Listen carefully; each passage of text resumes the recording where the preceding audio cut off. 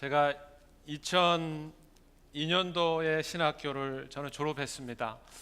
그리고 그 다음 해인 2003년도에 목사로 안수를 받았습니다. 그때 제 나이가 33살이었습니다. 이 땅 예수님이 사셨던, 육신의 몸을 입고 사셨던 나이와 같아서 제 나름대로 이제부터 하나님 앞에 좀 쓰임받는 인생이었으면 좋겠다, 그런 생각을 한 적이 있습니다. 목회를 잘하시는 선배 목사님들을 만날 때마다 목사님, 제가 무엇을 준비하면 좋겠습니까? 질문을 했습니다. 그때 많이 들었던 내용이 이것입니다. 목사는 4가지를 꼭 준비하면서 살아가야 된다라는 말씀을 이렇게 들려주셨습니다. 죽음의 준비, 그 다음에 이사갈 준비, 그 다음에 먹을 준비, 그 다음에 설교할 준비, 이 4가지를 이야기했습니다. 죽을 준비, 이 땅에 살아가면서 그리스도인으로서 영원한 하나님의 자녀가 되어서 영원한 본향이 내 가운데 있다는 것을 확신하지만, 솔직히 진지하게 그 죽음의 문제가 나의 문제라는 사실을 진지하게 대면하고 생각해 본 적은 그렇게 많지 않은 것 같습니다. 2번째, 이사할 준비. 한국을 떠나서 미국에 온 지 이제 20년 되었습니다. 캘리포니아에서 11년, 시애틀에서 9년, 20년 동안 이사한 횟수를 세어보니까 총 9번이었습니다. 3번째, 먹을 준비. 앞에 2개는 좀 자신이 없는데 3번째 거는 좀 자신이 있었습니다. 형제교회 와서 처음 7년 동안 정말 엄청 먹었던 것 같습니다. 성도님들이 너무 많이 정말 사랑으로 이렇게 함께 할 수 있어서 정말 위대한 목사가 되었습니다. 그리고 돌아보니까 위대한 목사로 남으면 안 되겠다 싶어서 좀 줄이겠다 결심하고 한 2년 동안에는 엄청 또 음식을 좀 많이 줄여서 지금 이렇게 날씬한 몸매로 이렇게 바뀌었습니다. 4번째, 설교할 준비. 정말 아무리 설교 준비한다고 해도 늘 부족하고, 설교 마치고 나면 숨고 싶을 때가 한두 번이 아닙니다. 더구나 오늘이 형제교회 목사로서 마지막 설교라는 생각이 드니까 더 많이 긴장도 되고 좀 하나님 앞에 거룩한 부담도 되는 것은 사실입니다. 지난 9년 5개월 동안 형제교회에서 함께 할 수 있다는 것이 저에게는 엄청난 축복이었습니다. 많은 교회가 있지만 형제교회 목회자로 섬길 수 있다는 것은 하나님이 제 인생에 주신 축복 중에 축복이라고, 엄청난 선물이라고 저는 믿습니다. 성도님들을 뵐 때마다, 한 분 한 분을 뵐 때마다 목회자를 향한 사랑과 또 애틋한 섬김 앞에 정말 가슴 깊이 그 사랑과 은혜에 정말 깊이 감사드립니다. 이곳에 하나님의 불쌍한 은혜가 있고, 예배 드릴 때마다 하나님에 대한 그 임재와 사랑 앞에 참 흥분했었습니다. 평생 가까이 하며 나도 이렇게 해야지, 나도 저런 모습을 닮아가야지 따라가고 싶은 담임 목사님 아래 있다는 것이 참 행복했습니다. 그리고 함께 하나님 나라에 대한 꿈을 꾸고 비전을 나누며 사역할 수 있는 여러 동료 목회자들과 스태프들, 정말 행복했습니다. 목사로 살아가면서 깨닫는 것이 있다면 참 하나님이 만남을 인도하시고 주도하시는구나, 참 너무나 귀중하게 배웠습니다. 목사는 좋은 성도를 만나는 것이 축복이고, 또 좋은 성도는 또 좋은 목회자를 만나 함께 하나님 앞에 신앙생활하는 것이 얼마나 행복이고 축복이라는 사실을 배웠습니다. 그 만남 중에 최고의 만남은 우리를 만나게 하신 예수 그리스도와의 만남인 줄로 믿습니다. 저는 저와 여러분들이 사람을 만나는 것도, 또 우리 인생을 주관하는 것도 보이지 않는 하나님의 손길이요 예수 그리스도의 놀라운 은혜인 줄을 날마다 고백할 수 있기를 주의 이름으로 축복합니다. 인생의 방황은 하나님을 만나면 끝이 납니다. 인생의 고통은 예수 그리스도를 만나면 모든 것이 해결됩니다. 그럼에도 불구하고 예수 그리스도를 만나 하나님을 만나 신앙생활을 하면서도 때로는 신앙의 방황을 겪을 때가 있습니다. 저는 그 신앙의 방황은 좋은 교회를 만나면 끝이 난다고 믿습니다. 하나님은 참으로 좋으신 분입니다. 저는 저와 여러분들이 이 교회 문을 드나들 때마다 정말 이곳에서 하나님의 깊은 임재와 하나님의 영광과 하나님의 복음의 말씀을 통해서 정말 하나님을 깊이 만날 수 있기를 주의 이름으로 축복합니다. 정말 힘들 때마다 어려울 때마다 하나님이 내 인생의 주인이요 하나님이 내 인생의 길이시라는 그 사실 때문에 정말 날마다 저와 여러분의 삶 가운데 간증이 있기를 주의 이름으로 축복합니다. 때로는 하나님을 만나고 예수 그리스도를 만나고 신앙생활을 하지만 그럼에도 불구하고 우리 인생에 신앙의 굴곡이 있을 수 있습니다. 업앤다운이 있고 신학의 방학이 찾아올 때 그때 필요한 것이 저는 좋은 교회라고 생각합니다. 형제교회는 참으로 좋은 교회입니다. 참으로 건강한 교회고 그리스도의 은혜와 사랑이 있기 때문에 저는 이곳이 참으로 하나님이 축복하시는 놀라운 좋은 교회라고 믿습니다. 이곳에 찾아오는 정말 수많은 영혼들이 신앙의 방황을 끝나고 인생의 질서가 잡히고 정말 풍성한 활력 가운데 예수 그리스도의 복음 때문에 하나님의 사랑과 은혜 때문에 정말 인생의 복락이 흐르고 인생의 활력이 흐르고 정말 여러분의 삶 가운데 하나님의 놀라운 은혜와 평강이 정말 계속 이어지기를 주의 이름으로 축복합니다. 여러분의 삶 가운데 하나님의 사랑이 있음을 믿습니다. 저와 여러분을 구원하신 그 하나님의 놀라운 사랑으로 우리 가운데 감격이 있는 저는 예배가 있다고 믿습니다. 오늘과 우리가 읽었던 이 본문 사도행전의 삶 가운데 사도 바울의 인생을 적고 있습니다. 사도 바울에게도 예수님과의 만남이 있었습니다. 기적적으로 하나님과의 빛을 만나고 예수 그리스도를 만났습니다. 그리고 그 예수님 때문에 인생의 방향이 바뀌었고 예수 그리스도 때문에 새로운 인생의 목표가 생겼습니다. 주님은 사도 바울에게 수많은 사람들 동역자를 붙여주셨습니다.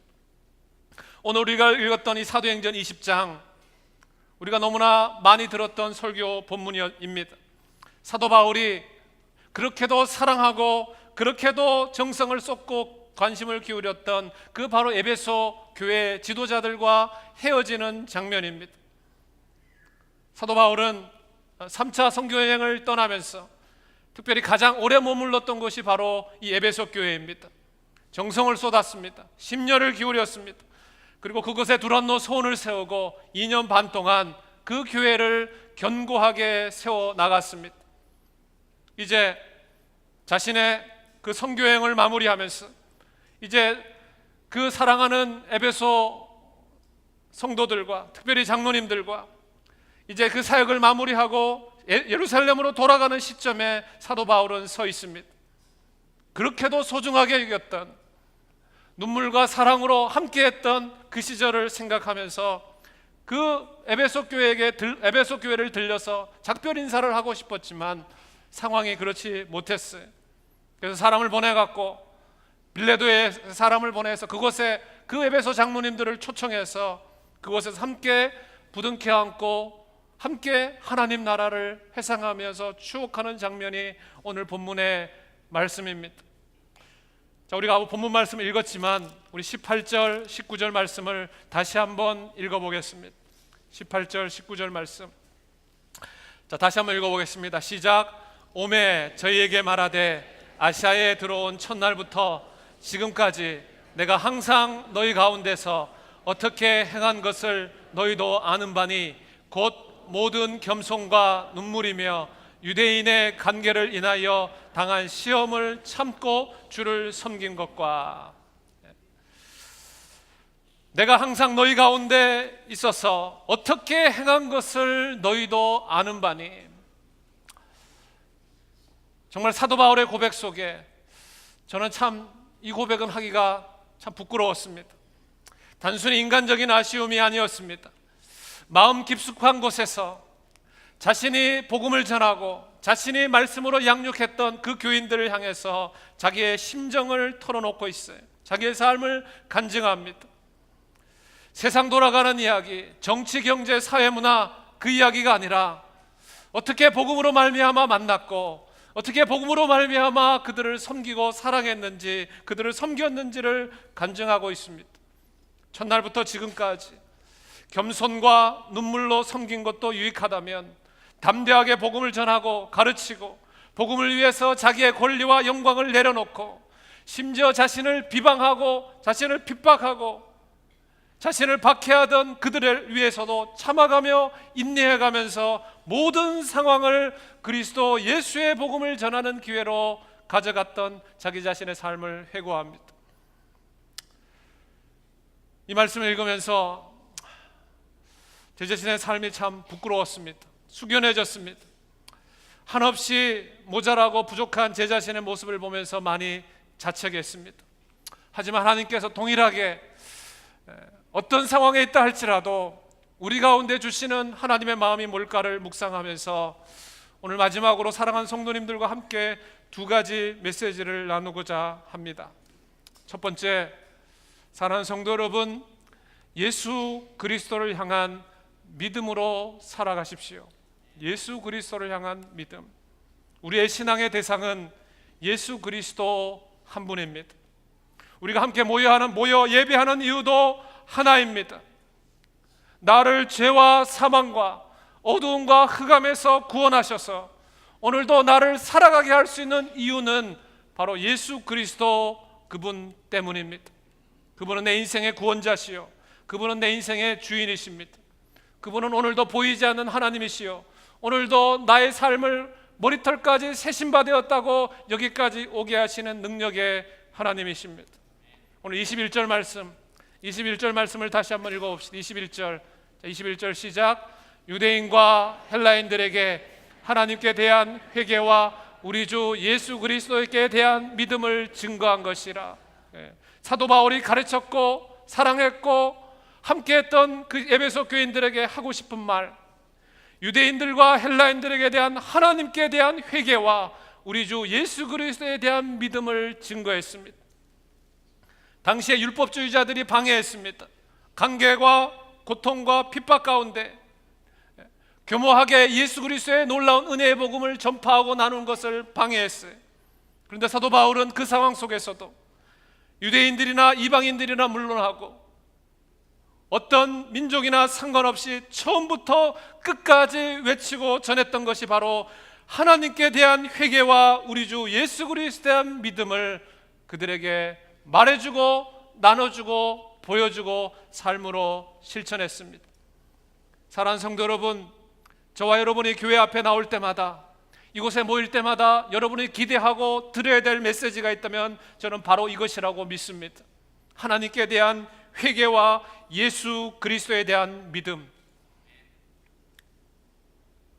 세상적인 다른 이야기도 기대가 되고 단지 우리들의 삶의 피곤한 상황 가운데 위로와 소망의 메시지도 필요하지만 가장 들어야 될 메시지가 있다면 하나님께 대한 회개와 예수 그리스도에 대한 믿음.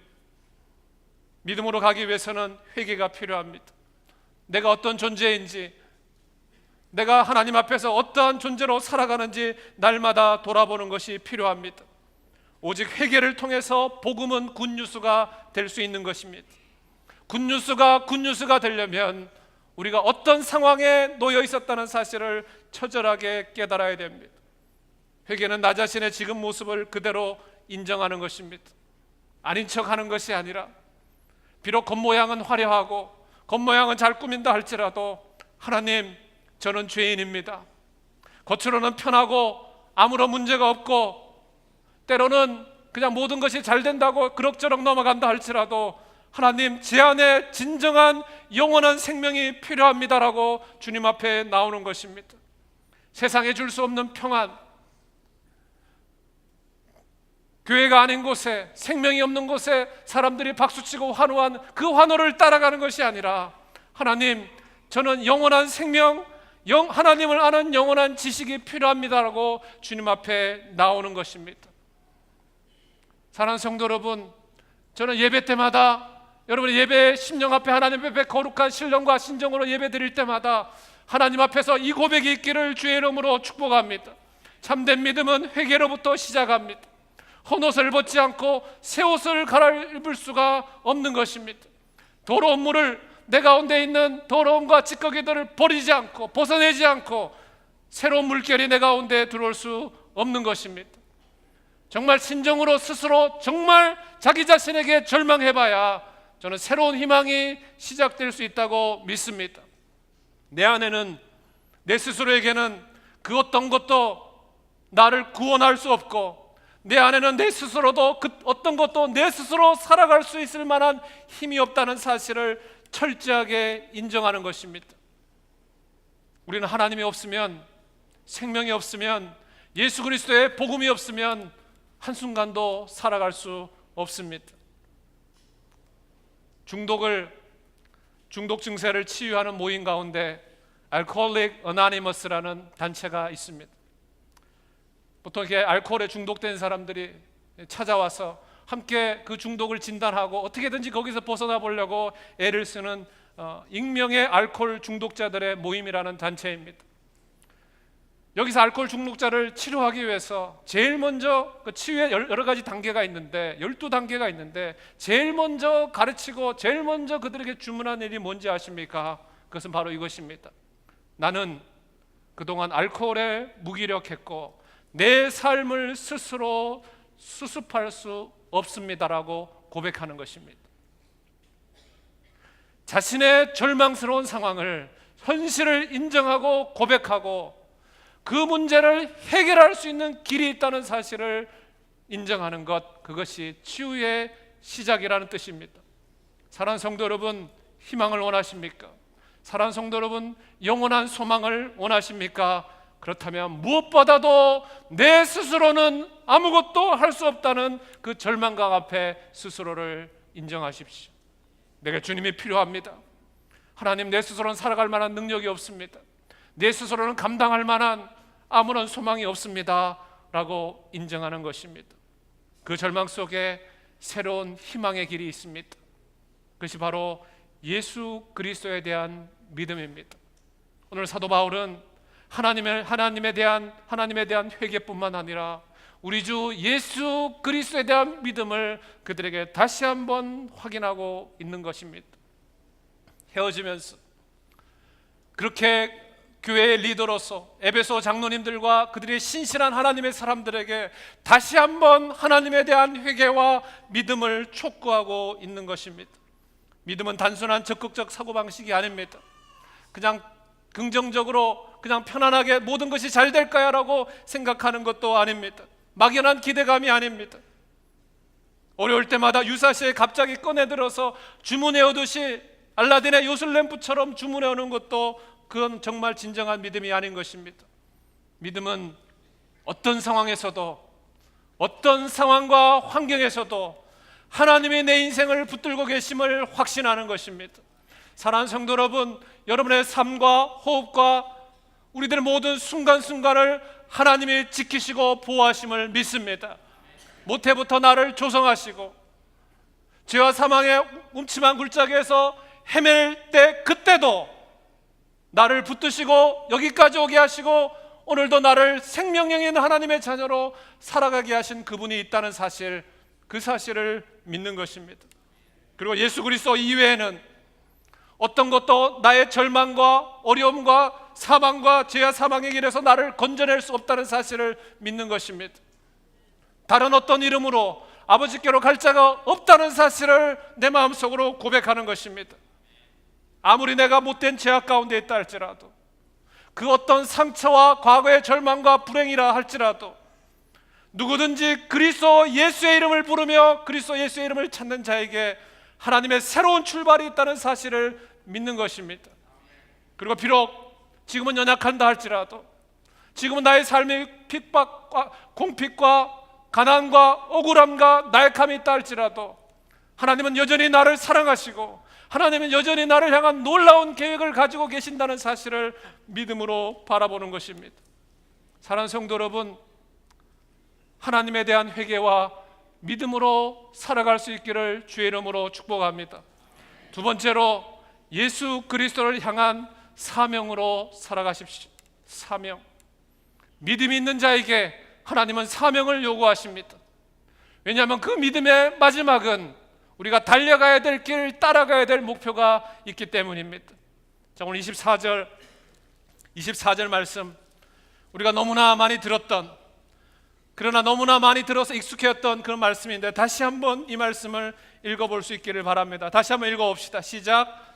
나의 달려갈 길과 주 예수께 받은 사명, 곧 하나님의 은혜의 복음 증거한 일을 마치려 하면은 나의 생명을 조금도 귀한 것으로 여기지 아니하노라. 너무 많이 들어서, 너무 많이 외쳐져서 들어서 사실 이 말씀은 엄청난 믿음의 고백이요 신앙의 고백입니다. 사도 바울은 여기서 작별 인사를 하죠. 이제 예루살렘으로 달려갑니다. 그리고 예루살렘을 거쳐서 당시 최대의 도시였던 로마로 가기를 소원했습니다. 그러나 예루살렘에 가면 어떤 일을 만나고 누가 기다리고 있고 거기서 어떤 일이 벌어질지를 아무도 예상할 수가 없었습니다. 주변 사람들은 말립니다. 그곳에 가면 위험이 도사리고 있습니다. 그곳에 가면 당신을 어려운 가운데 처하게 해야 될 수많은 사람들이 당신을 기다리고 있습니다. 말립니다. 결박이 있을 것입니다. 환란이 있을 것입니다. 주변 사람들이 말리죠. 근데 사도 바울은 그 상황 가운데서도 계속적으로 자기의 마음을 이렇게 한결같이 표현합니다. 우리가 오늘 읽었던 말씀입니다. 사랑하는 동역자 여러분, 여러분들이 말리고 여러분이 주저하게 만들고 여러분이 어려움을 경고하는 것 다 이유를 압니다. 하지만 지금까지도 그랬고 앞으로도 그런 일은 계속 있을 것입니다. 어디를 가더라도 내 앞에 결박과 환란이 기다리고 있는 것 사도 바울 자신은 너무너무 잘 알고 있었습니다. 내 앞에 그런 감옥과 어려움과 복음을 전하는 핍박과 고난과 아픔이 기다린다 할지라도 하나님이 나에게 주신, 나에게 달려갈 길과 예수 그리스도께 받은 그 사명, 그리스도의 피 묻은 십자가의 복음을 증거한 일을 완수하기까지는 나는 결코 포기함이 없습니다. 끝까지 그 길을 달려가겠습니다 라고 주변 사람들에게 말합니다. 저는 이 본문을 읽고 묵상하면서, 아니 하나님, 옛날에 우리 어른들이 소나기가 쏟아질 때는 잠시 쉬어가고 피해가라는 말도 있지 않습니까? 아니 위험하다는데, 그곳에 가면 어려움을 처한다는데 굳이 거기에 뛰어들 필요가 뭐가 있습니까? 아니 지금처럼 좀 더 적당한 환경 속에서 좋은 사람들과 함께 그냥 편하게 쉬어가면 좋지 않습니까? 이거 너무 무모한 결정 아닙니까? 그런 질문이 솔직히 마음속에 들었습니다.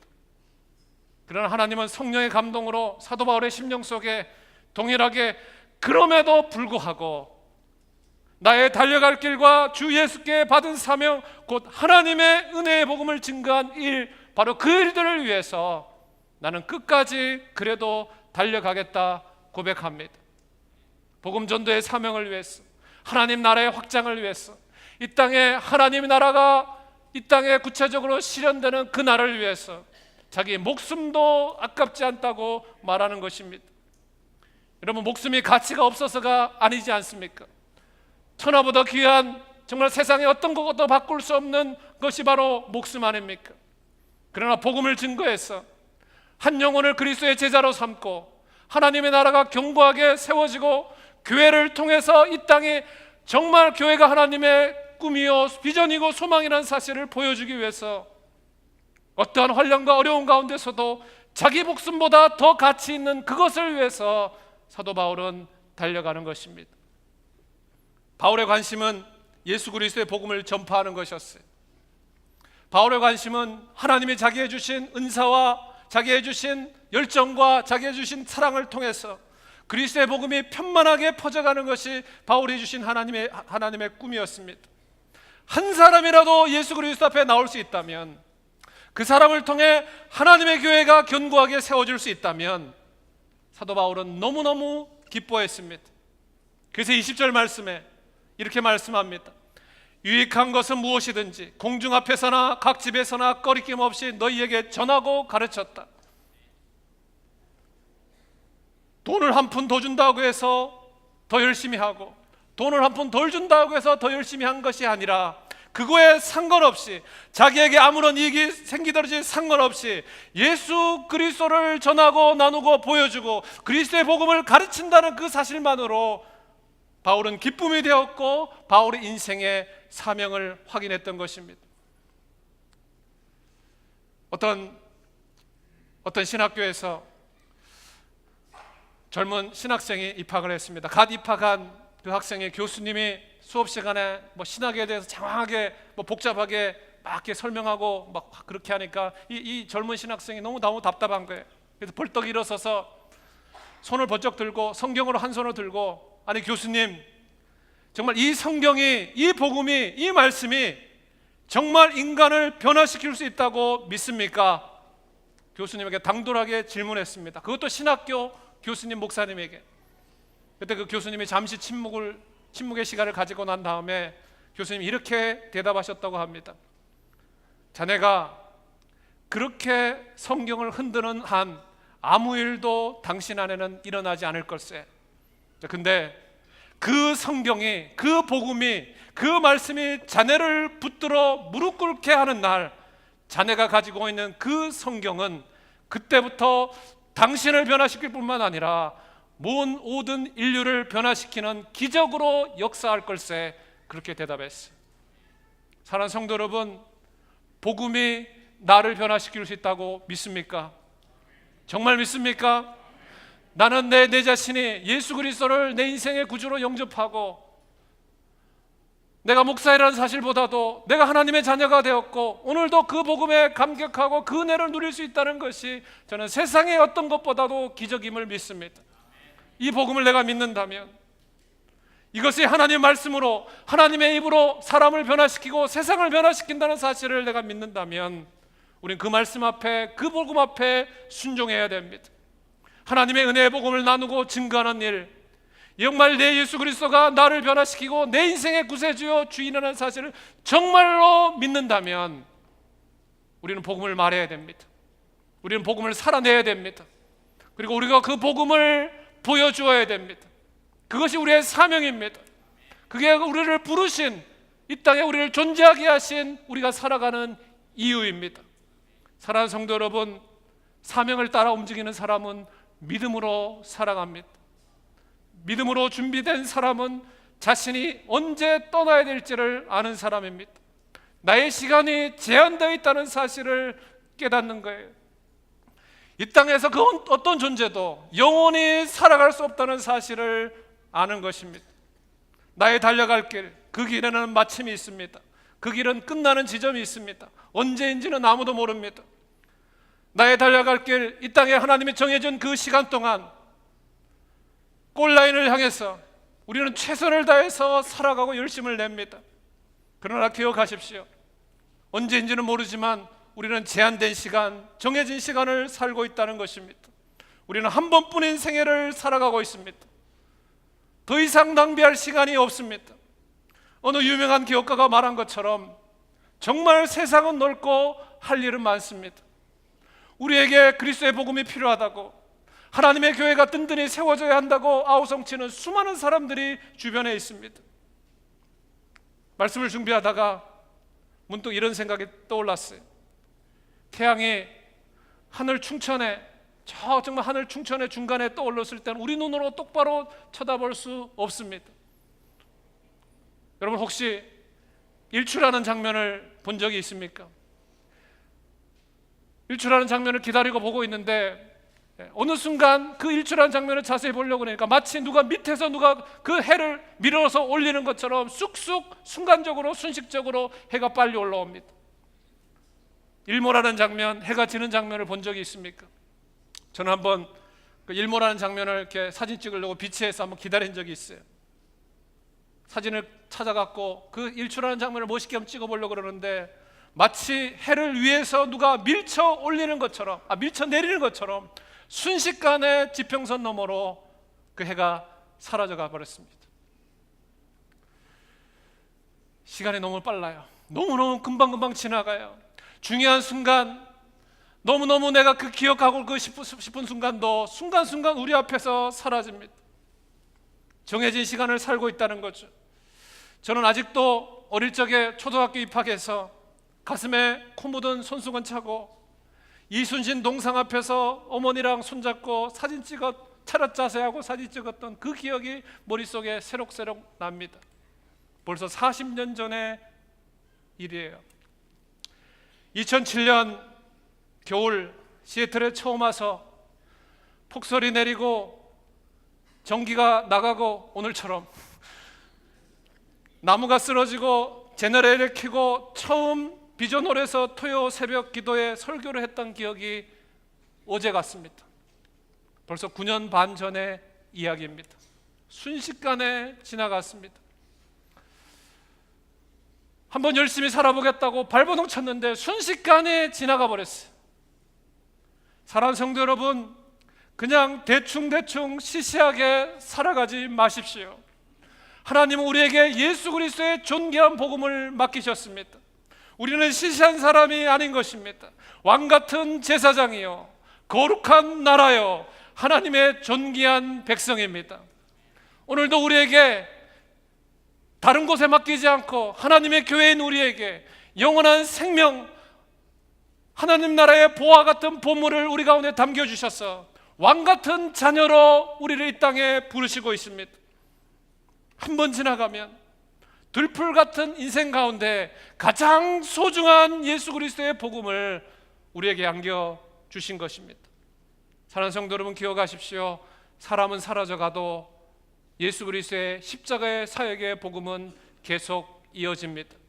사람은 바뀌어가도, 사람은 변해가도 하나님의 열심은 지금 이 시간도 그 복음 앞에 나오는 사람을 계속 찾고 있음을 저는 믿습니다. 사람은 지나가도 하나님의 사명은 계속됩니다. 사람은 변해가도 예수 그리스도의 복음의 사역은 저는 지속된다고 확신합니다. 우리 주님 다시 오실 때까지. 그 어떤 사람이 우리 교회를 찾아온다 할지라도, 사람은 바뀐다 할지라도, 그 어떤 사람이 말씀을 전한다 할지라도 변하지 않는 그 예수 그리스도의 복음은 오늘도 우리 가운데 살아서 수많은 사람들을 변화시키시고 수많은 사람들을 하나님의 교회로 저는 든든하게 세워져감을 믿습니다. 히브리서 12장 1절에 이런 말씀이 있어요. 우리에게 구름같이 허다한 예수의 증인들이 있습니다. 믿음의 주요 온전케 하시는 예수 그리스도를 바라보십시오. 우리에게 수많은 구름같이 허다한 예수 그리스도의 증인들, 맹수의 사자 이빨도 기도의 사람 다니엘을 해치지 못했어요. 무시무시한 사울의 칼날도 하나님의 마음에 합한 다윗을 없애지 못했습니다.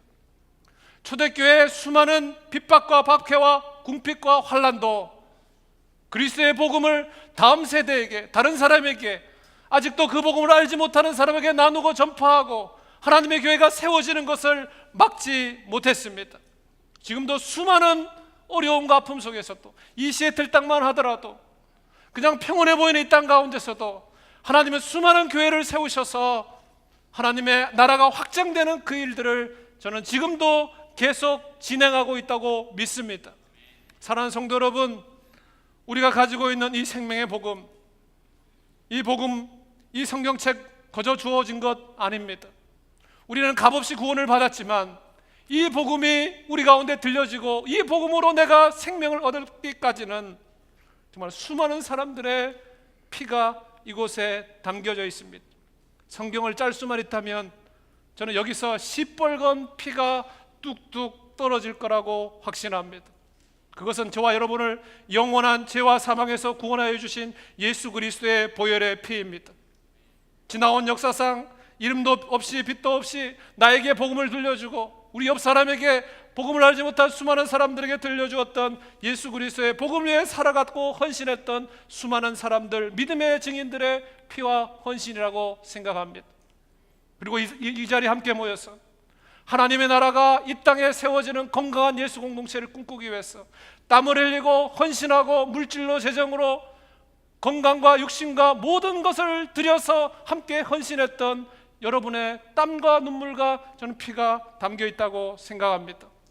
사랑하는 성도 여러분, 예수 그리스도를 위해 살아가십시오. 고난이 올 것입니다. 어려움이 찾아올 것입니다. 그때마다 예수 그리스도에 대한 믿음으로 이겨내십시오. 사명을 붙들고 끝까지 달려갈 수 있기를 축복합니다. 그런 저와 여러분들에게 세상이 알 수 없는, 세상의 리월드가 아닌 의외와 명원한 면류관이 저는 기다리고 있음을 확신합니다. 오래전 책에서 읽었던 예화가 하나 생각이 났어요. 20세기 초에 아프리카 선교를 했던 헨리 모리슨이라는 선교사님의 이야기입니다.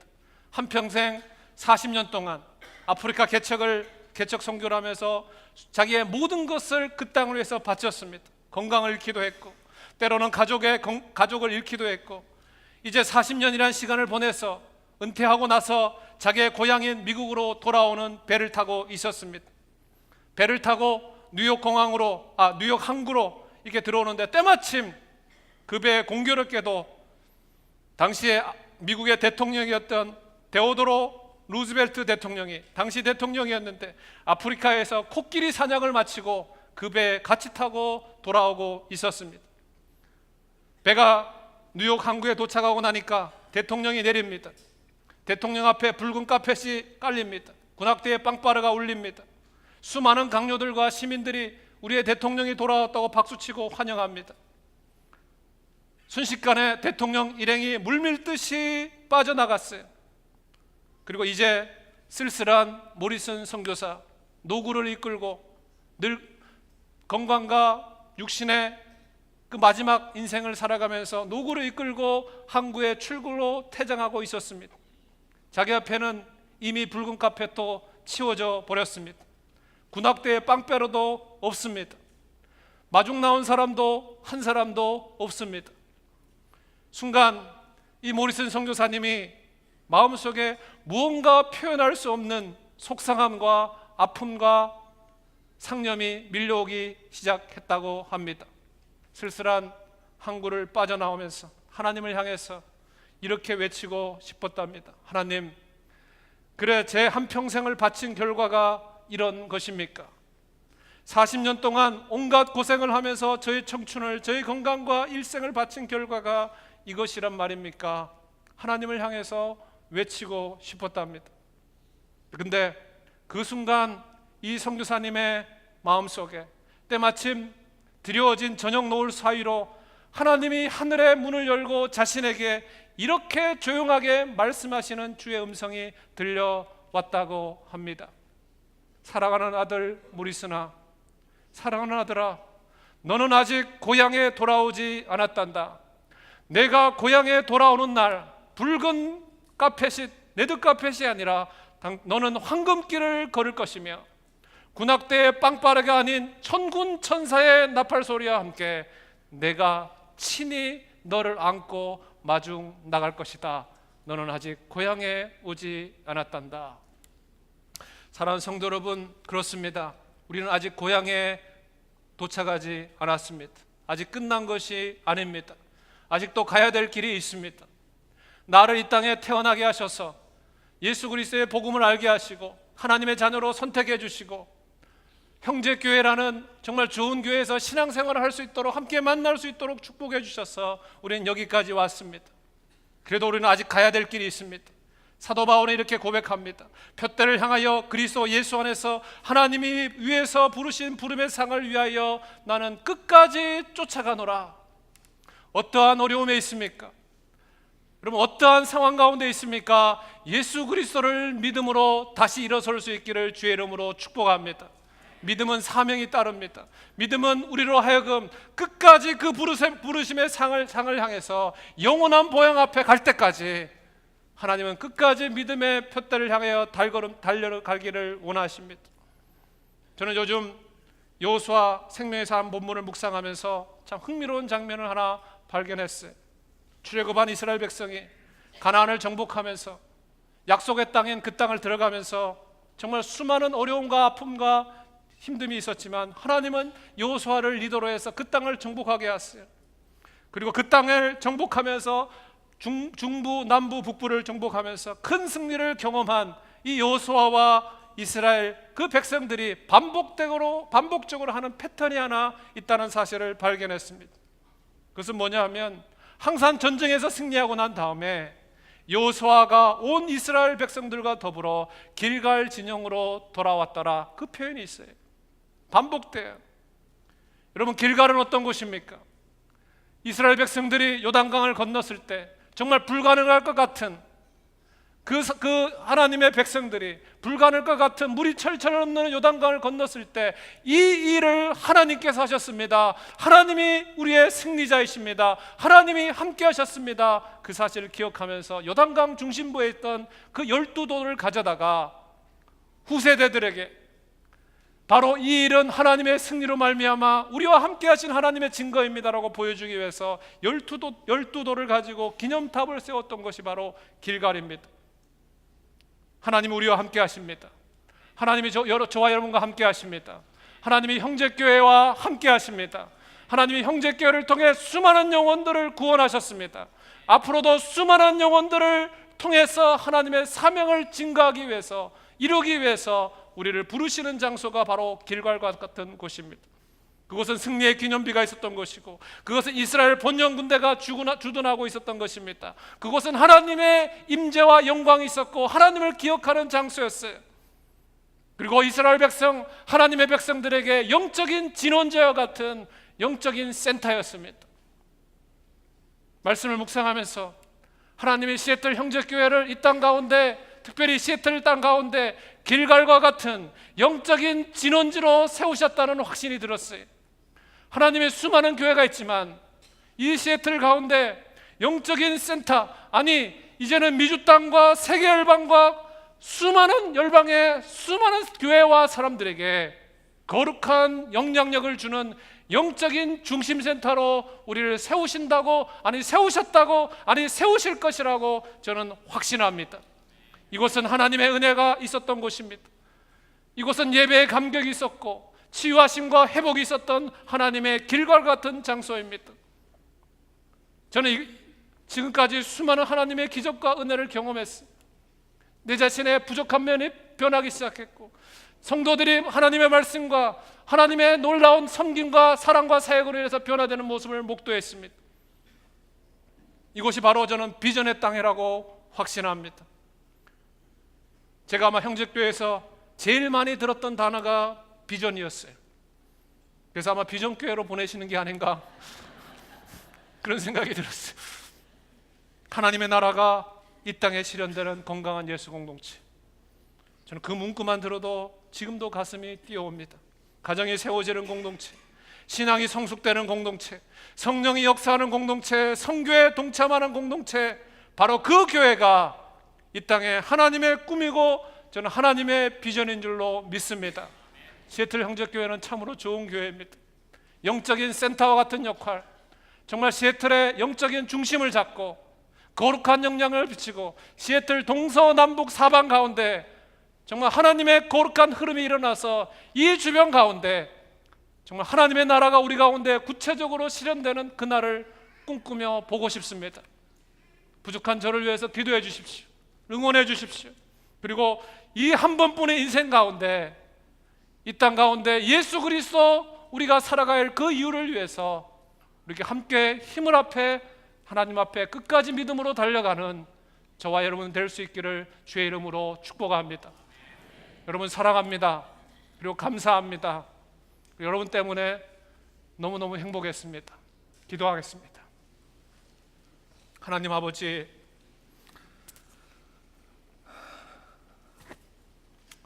이 시간 우리에게 그 사도 바울의 심장을 허락하여 주셔서 예수 그리스도를 향한 믿음과 영원한 생명의 복음, 그 사명으로 끝까지 달려갈 수 있도록 우리를 인도하여 주옵소서. 예수님의 이름으로 기도합니다.